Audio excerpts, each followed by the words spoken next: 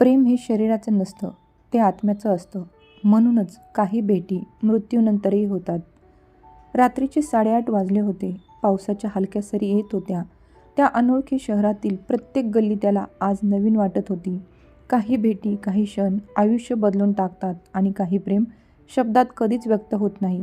आजची कथा अशीच आहे, जिथे दोन प्रेम करणाऱ्यांना आपल्या प्रेमाची कबुली देताना उशीर होतो. नवीन शहर, नवीन आयुष्य. अनिकेत, एक साधा, शांत स्वभावाचा मुलगा, गावाकडून शहरात जॉबसाठी आलेला. त्याच्यासाठी हे शहर नवीन होते. आई वडील, घर, मातीचा वास सगळे मागे सोडून तो इथे आला होता. कारण एकच, त्याला त्याची आणि त्याच्या आईवडिलांची स्वप्न पूर्ण करायची होती. तो राहत होता एका जुन्या वाड्यातल्या भाड्याच्या खोलीत. त्या वाड्यात राहणारे लोक कमी पण स्वभावाने खूपच शांत होते. आणि त्याच वाड्यात त्याच्या खोलीच्या समोरच्या बाजूला राहत होती अनघा.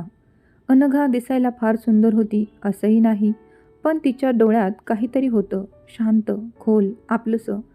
दररोज सकाळी ती अंगणात तुळशीला पाणी घालताना दिसायची. अनिकेत ऑफिसला जाताना तिच्याकडे पाहायचा. अनघा हसून त्याला गुड मॉर्निंग म्हणायची. तेवढंच काही ते बोलणं दोघांमध्ये होत असे. हळूहळू तो मुद्दाम थोडा उशिरा बाहेर पडू लागला, फक्त तिला पाहण्यासाठी. ती दररोज संध्याकाळी छतावर फुलझाडांना पाणी घालत असे आणि तो खाली उभा राहून कारण नसताना मोबाईल पाहत बसायचा. दोघांमध्ये कधी प्रेमाची भाषा झालीच नाही, पण अधूनमधून दोघं एकमेकांसोबत बोलत असायचे. अनिकेतला ज्यावेळी ऑफिसमध्ये सुट्टी असायची त्या दिवशी तो अनघाच्या घरी जात असे, कारण अनघाचे वडील हे त्याच्याच ऑफिसमध्ये कामाला असल्यामुळे ते त्याला वरचेवर आपल्या घरी चहा पिण्यासाठी बोलवत असे. तिच्या हातचा चहा पिल्यावर त्याला खूप आपलेपणा वाटायचा. त्याच्या थकलेल्या चेहऱ्याकडे पाहून ती विचारायची, आज ऑफिसमध्ये खूपच काम होते का? तिच्या या बोलण्यामुळे अनिकेतचा पूर्ण थकवा कुठच्या कुठे निघून जायचा. हळूहळू दोघांमध्ये बातचीत होऊ लागली. दोघे फोन कॉल, मेसेजवरती बोलू लागले. एक दिवस अनघा अनिकेतकडे आली आणि म्हणाली, मी काही दिवस गावाला जाणार आहे. माझ्या मामाच्या मुलाचे लग्न आहे. थोड्याच दिवसात मी परत येईल. अनिकेतच्या मनात काहीतरी तुटलं. त्याला तिचा विरह सहन होणार नव्हता. पण तो म्हणाला, छान एन्जॉय कर. ती गेली. 2-3 दिवस झाले. अनघाचा फोन आणि मेसेजही आला नाही.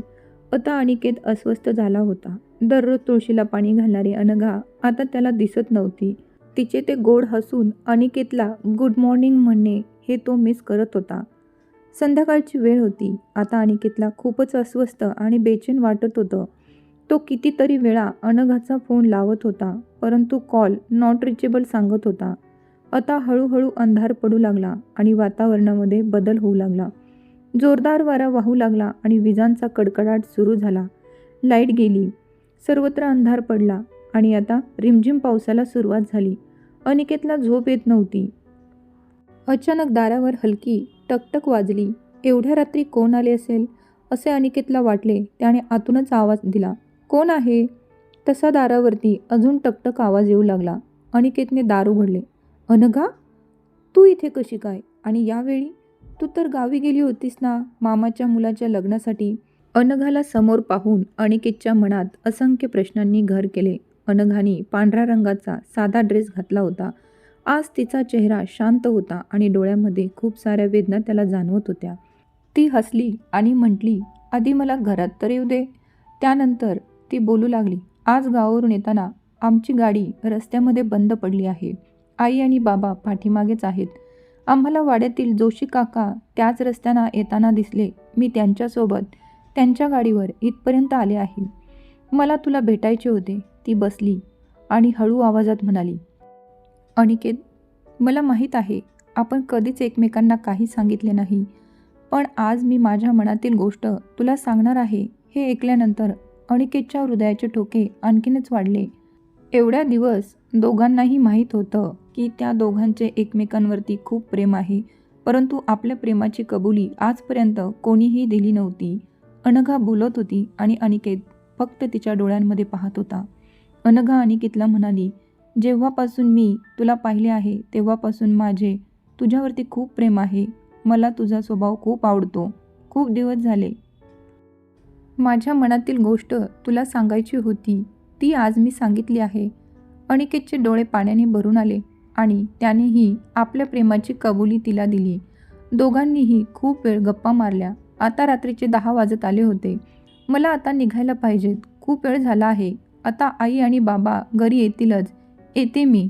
तुझी काळजी घे. पण हे लक्षात ठेव, मी तुला शेवटपर्यंत प्रेम केले आहे. ती निघून गेली. अनिकेतला तिच्या या बोलण्याचा अर्थ काहीच समजला नाही, कारण तिच्या प्रेमाच्या कबुलीने आज तो खूपच खुश होता. त्यामुळे त्याला त्या रात्री खूप छान झोप लागली. दुसऱ्या दिवशी सकाळीच अनघाच्या मैत्रिणीचा अनिकेतला फोन आला. ती फोनवर रडत होती. अनिकेतला थोडा वेळ काहीच समजले नाही. त्याने विचारले, काय झाले आहे? तू का रडतेस? अनघा अनघा म्हणून ती रडत होती. ती म्हणाली, काल घरी येताना त्यांच्या गाडीचा ॲक्सिडेंट झाला. गाडीमध्ये सर्वजण जागीच ठार झाले आहेत. ही बातमी सर्व गावभर पसरली आहे. थोड्याच वेळात त्या सर्वांच्या डेड बॉडी त्यांच्या घरी आणण्यात येतील. हे सर्व काही अनिकेतसाठी शॉकिंग होते. त्याच्या हातून मोबाईल खाली पडला आणि तोही जागेवरती कोसळला. क्षणभर त्याला काहीच समजत नव्हते. त्याला आठवले रात्री जे अनघा त्याच्यापाशी बसली होती, जिने तिच्या प्रेमाची कबुली दिली होती, त्याच्यासोबत खूप साऱ्या गप्पा केल्या होत्या. मग ती कोण होती? रात्रीची ती भेट भास होती का मग? नाही, असे होऊच शकत नाही. ती रात्री तर आली होती आणि तिने माझा निरोपही घेतला होता. आता तिचा तो निरोप त्याच्यासाठी शेवटचा होता. तिचे ते शब्द त्याच्या कानात आता घुमत होते. मी तुला शेवटपर्यंत प्रेम केले आहे. अनघाचा आत्मा त्याचं प्रेम सांगायला आला होता हे त्याला समजले. आजही त्या वाड्यातल्या अंगणात तुळशीला पाणी घालताना अनघा अनिकेतला दिसते आणि तो हसतो. कारण काही प्रेमकथा अपूर्ण राहतात, पण त्या अमर होतात. अनघा अजूनही त्याच्यासोबत आहे, आठवणीत, श्वासात आणि त्याच्या प्रेमात. प्रेम हे शरीराचं नसतं, ते आत्म्याचं असतं. म्हणूनच काही भेटी मृत्यूनंतरही होतात. जर ही कथा तुमच्या हृदयाला भिडणारी, शिकवण देणारी आणि अशाच अजून भावनिक कथा ऐकण्यासाठी आत्ताच आपल्या स्वामिनी कथालोक हे यूट्यूब चॅनल लाईक करा, शेअर करा आणि हो, सबस्क्राईब करा. कारण कथा फक्त ऐकण्यासाठी नसतात, तर त्या जगण्यासाठीही असतात. धन्यवाद.